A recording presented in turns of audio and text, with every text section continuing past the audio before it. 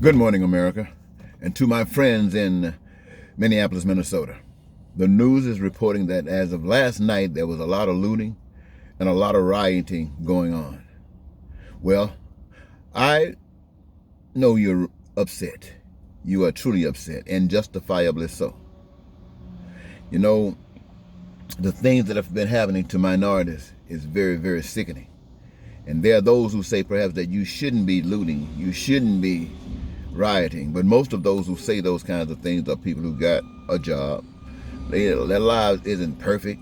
It's a long ways from being perfect, but they can meet some obligations.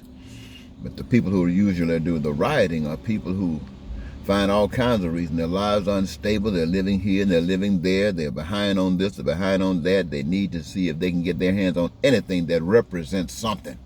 And even if they steal a TV, it represents some money that they got in their hand that they might be able to barter, they might be able to sell, they might be able to trade, any kinds of things. And this is sickening, ladies and gentlemen, but it's not just a sickening on the people that's grabbing it. It's a sickness on the nation that has allowed this stuff to create itself or to establish itself in the midst of where we, the people, give life to everything that exists. So my concern to you, ladies and gentlemen, is that let us not just focus on this, because this will end. Hopefully this virus will end. This opportunity for to loot and riot will end. But there's something else that will end. The possibility that we could change the system that allows this to happen. I ask you, ladies and gentlemen, to really pay strict attention. And if, for those of you who are out there looting, those of you who are out there rioting, those of you who are disgusted with it and don't want it to happen again and you're fed up with it, think about some things that you could possibly do that would help you in your request or your desire for life. Think about it, my friends, and then act on it. And what is it? It is to give the people life. When I say give the people life, I mean get out of the way. You can't give people life. God gave people life. God gave all of the resources that however many billions of people come on this earth, they can still have life. He gave each one of them something that's unique in them in some form or fashion that would allow them to contribute in the process of this life so that they won't be vagabonds. In other words, they participate in all that comes. We don't know who helped God create the earth and all that is done, but they did a wonderful job. And now it is our duty, it is our responsibility as human beings to create heaven on earth where everybody's needs are being met, their wants and our desires are being met, that we can live in peace and prosperity and freedom and joy in our lives. And that means basically food, clothing, and shelter on the main part, education when we need it to be the best that we can be, and health care to keep us alive, and our imagination to turn us loose so we can do the things that can only be governed from the imagination and then turned into reality by those who are led by the Spirit of God, we the people. So yes, think about that, ladies and gentlemen. But just don't think about that. When you go to the polls to vote in November, you know darn well you don't want to have anything to do with Donald Trump, the mastermind, the guy who came here and rolled all of this evil, all this hatred and hate and mongering and want to shut everybody up, and only his truth is truth and everybody else a lie, and nobody better not contradict him. And he wants the government to support him and all his supporters to back him like they backed Jesus. Well, they didn't back Jesus. They still don't back Jesus. But anyway, that's what he wants. I know you won't vote for that. And the Democrats and the other Republicans who are not so bad as Donald Trump, look what they gave you, ladies and gentlemen. They gave you Donald Trump.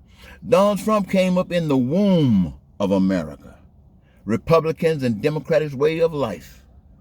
They produced. Donald Trump is America's baby. Now the question is, what are we going to do with that baby? Are you going to let that baby run things?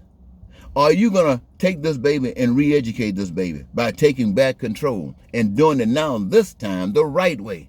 By treating people like you want to be treated, acknowledging there are no superior people, there's a superior power, that's the power of God, and everybody else got a significant amount to be able to do the things that they were designed to put here to do.